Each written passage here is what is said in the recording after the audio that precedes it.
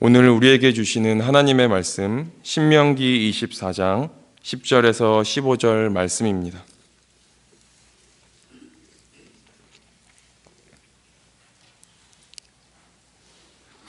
제가 가지고 있는 성경 구약 성경 299페이지입니다.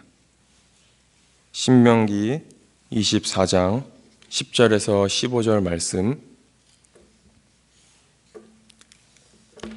다 함께 읽겠습니다.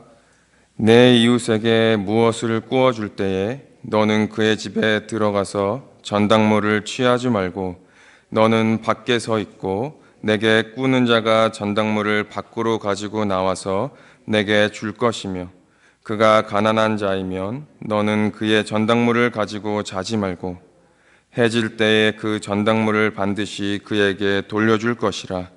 그리하면 그가 그 옷을 입고 자며 너를 위하여 축복하리니 그 일이 내 하나님 여호와 앞에서 내 공의로움이 되리라. 공공하고 비난한 품꾼은 너의 형제든지 내 땅 성문 안에 우고하는 객이든지 그를 학대하지 말며 그 품삯을 당일에 주고 해진 후까지 미루지 말라. 이는 그가 가난함으로 그 품삯을 간절히 바람이라.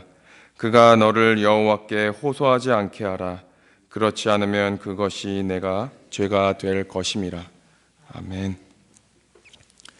신명기 24장은 신명기 복음이라고 불릴 만큼 은혜가 가득합니다. 24장에 나오는 지침들이 바로 사회적 약자를 배려하라는 취지에서 주어진 것이기 때문입니다. 사랑하는 성도 여러분, 우리는 예수님께서 우리의 죄를 위하여 십자가에 달려 돌아가시고 3일 만에 부활하셨다는 사실을 믿음으로 고백하는 그리스도인입니다. 그리스도인이 우리가 바로 이 험악한 세상 가운데에 그리스도인으로서 산다는 것은 예수님의 마음을 품고 산다는 것을 말합니다.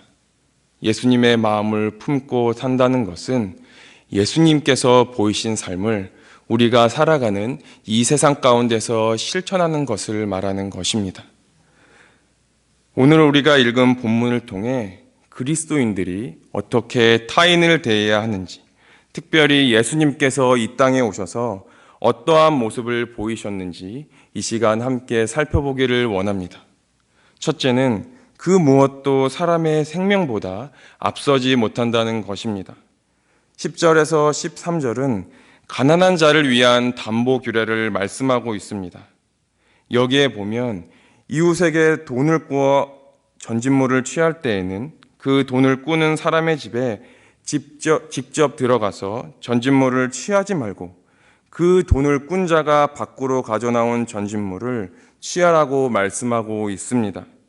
또 그 전진물을 준 자가 바로 가난한 자라면 그 전진물을 가지고 자지 말고 해가 지기 전에 반드시 그 전진물을 주인에게 돌려주라고 말씀하고 있습니다.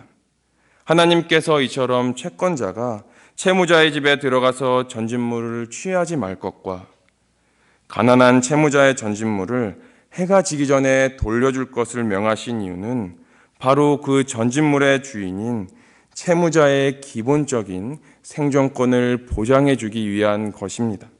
즉 만일 채권자가 채무자의 집에 들어가서 의미대로 전진물을 취한다면 채무자의 인격과 생활을 침해당할 뿐만 아니라 채무자의 생계에 직결되는 필수 가재 도구를 전집당하게 되어 생계에 큰 지장을 초래할 수 있기 때문에 채권자가 채무자의 집에 들어가서 마음대로 전진물을 취할 것을 금지시키신 것입니다.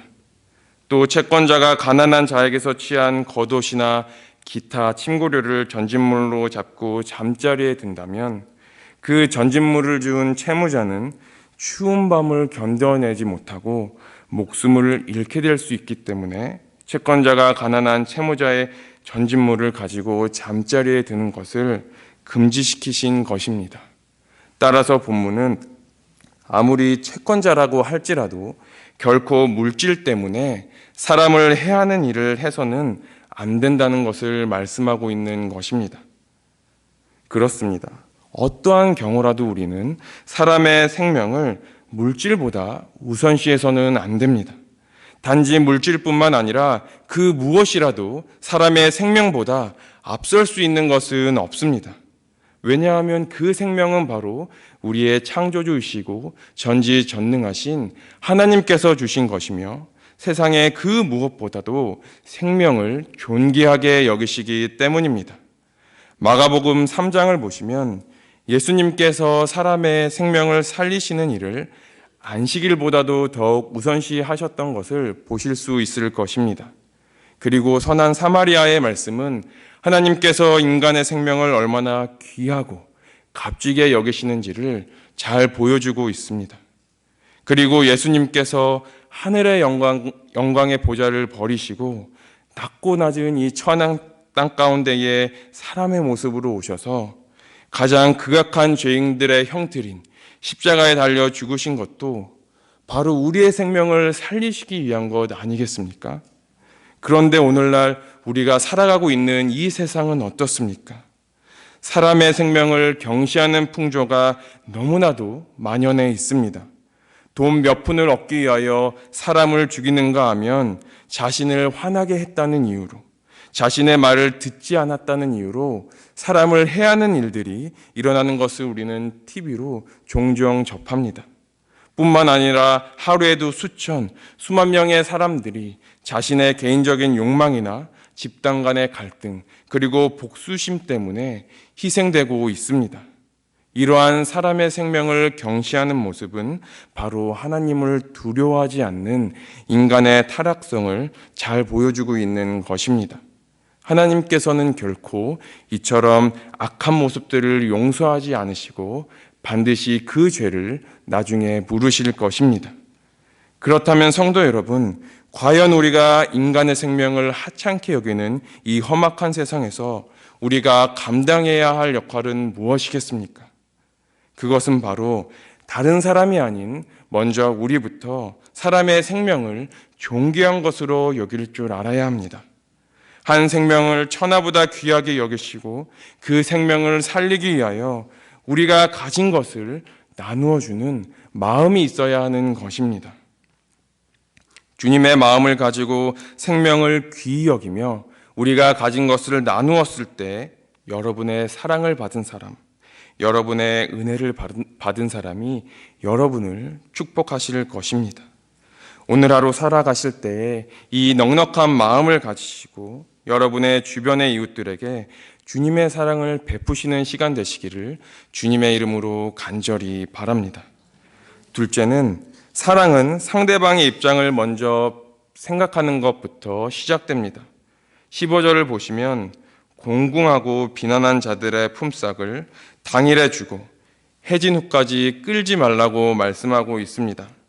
하나님께서 이처럼 가난한 자들의 품삯을 해지기 전에 주라고 명하신 이유는 그 품삯이 바로 고용주의가 보기에는 대수롭지 않게 보인다 할지라도 가난한 품꾼에게 있어서는 그와 그 가족들이 하루를 살아가기 위해서 절대적으로 필요한 생활비가 되기 때문입니다. 만약 고용주가 자신의 입장만 생각해서 그 가난한 품꾼의 품삯을 속히 지불하지 않는다면 그 품꾼과 그의 가족들은 하루를 굶게 될 수도 있으며 그렇게 된다면 그 품꾼은 다음날 일을 하게 되지 못함으로써 결국 생계 자체가 어려워질 수 있기 때문입니다. 따라서 고용주는 반드시 가난한 품꾼의 입장에 서서 그의 형편과 심정을 이해하고 그 애가 해가 되지 않도록 속히 품삯을 지불해야만 했던 것입니다. 여기에 바로 진정한 이웃사랑의 원리가 있습니다.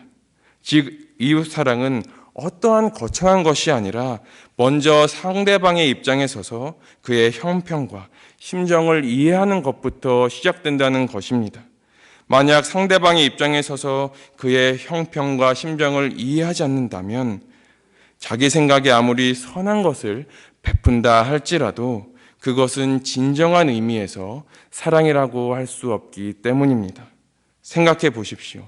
어떻게 상대방의 입장을 헤아리지 않고 자기의 맘대로 상대방을 헤아린다고 한다면 어찌 그것을 사랑이라고 말할 수 있겠습니까? 상대방에게 아무리 많은 것을 주고 또 아무리 좋은 것을 준다고 할지라도 그것이 상대방의 형편과 심정을 생각해서 한 것이 아니라면 그것은 사랑이 아니라 단지 자기 만족을 위한 것이라고 할 수 있습니다. 진정한 사랑이란 상대방의 입장과 처지를 염려하고 생각하여 조금이라도 피해가 가지 않도록 섬세한 배려의 마음이 전제되어야 있어야만 하는 것입니다. 예수님께서 제자들을 어떻게 사랑하셨는지를 살펴보면 예수님께서는 먼저 제자들의 입장에 서서 그들이 얼마나 연약한지를 이해하고 계셨습니다. 예수님께서는 마지막 날 십자가에 달려 돌아가시기 전 마지막 날 대제사장과 서기관들 그리고 장로들에게 사로잡혔을 때에 제자들이 예수님을 홀로 버려두고 모두 흩어지게 될 것을 아시면서 그들을 원망하거나 탓한 적이 한 번도 없으셨습니다. 오히려 제자들의 배신 행위로 인하여 낙심하거나 실족하지 않도록 하기 위해서 제자들에게 예수님을 버리고 흩어지게 될 것을 미리 말씀하신 것을 보았을 때 예수님께서 얼마나 상대방을 이해하고 배려하였는지를 우리는 말씀 가운데 볼 수 있습니다. 이처럼 예수님께서 제자들의 연약함을 아시고 그들을 배려하셨기에 제자들이 당장 비록 실패하게 보였을지 몰라도 그 실패를 극복하고 후에는 예수님의 훌륭한 일꾼이 되어 예수님의 복음을 세상 가운데 전하는 귀한 하나님의 자녀로서 백성으로서 살았던 것을 우리는 말씀을 통해 볼 수 있습니다. 그렇습니다. 진정한 사랑이란 바로 이런 것입니다. 상대방의 입장을 먼저 생각하고 배려하는 마음이 전제된 것이 바로 진정한 사랑인 것입니다. 그러므로 성도 여러분, 여러분은 형제와 이웃들을 사랑하십니까? 여러분들께서 진정 형제와 이웃들을 사랑하신다면 먼저 그들의 입장에 서서 그들을 이해해주고 그들을 먼저 배려해 주시기를 주님의 이름으로 간절히 바랍니다. 그래서 형제들이 웃을 때에 함께 웃고 또한 형제들이 슬퍼했을 때에 함께 슬퍼해 줄 수 있는 우리 뉴욕 십자가교회 성도님들 되시기를 주님의 이름으로 간절히 바랍니다. 사랑하는 성도 여러분, 우리 오늘 말씀 후반절에 18절과 22절을 통해 모세는 우리에게 이렇게 말씀하고 있습니다. 애굽 땅에서 종 되었던 것을 기억하라. 이렇게 두 번이나 우리에게 강조하며 말씀하고 있습니다. 즉, 이스라엘 백성들은 이집트에서 사회적 약자로 지독한 차별과 학대를 받으며 살았습니다. 하나님께서는 그들을 불쌍히 여기셔서 이집트로부터 인도하여 가나안 땅에 정착하게 하셨습니다. 그것은 이스라엘 백성에 대한 독점적 사랑 때문만이 아니었습니다. 그들을 제사장의 나라로 만들어 세상 모든 민족을 구원하기 위함이었습니다. 따라서 이스라엘 백성은 하나님의 전적인 은혜로 이집트에서 노예 생활로부터 구원받았다는 사실을 늘 기억하며 살아야 했습니다. 이 말씀은 오늘을 살고 있는 우리들에게도 그대로 적용됩니다. 하나님께서 택하신 우리도 언젠가 가난했었고 언젠가 고난과 역경 가운데에 살았을 때가 있으셨을 것입니다. 그때 하나님께서 우리에게 베풀어 주신 은혜가 그리고 누군가의 손을 통해 베풀어 주신 그 은혜가 있었기에 지금 이 시간 우리가 함께 있는 것입니다. 하나님께서는 그 시절을 잊어버리지 말고 기억하라고 말씀하고 계신 것입니다. 오늘 하루 누구 때문에 우리가 함께 믿음 생활을 하고 있고 누구 때문에 오늘도 살아갈 수 있는지 돌아보는 시간이 되시기를 바랍니다.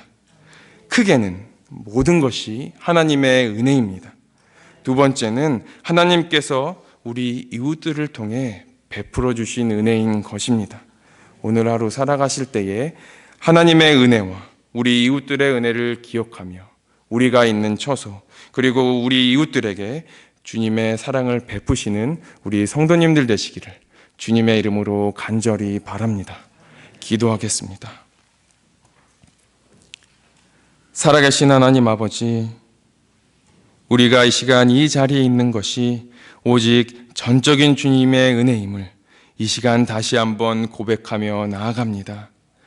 주님께서 우리에게 베풀어 주신 그 은혜와 사랑을 우리의 가족, 우리의 이웃, 그리고 나아가서는 땅 끝까지 이르러 그 주님의 사랑과 은혜를 전하며 나아갈 수 있는 거룩한 백성의 삶을 살 수 있도록 인도하여 주시옵소서.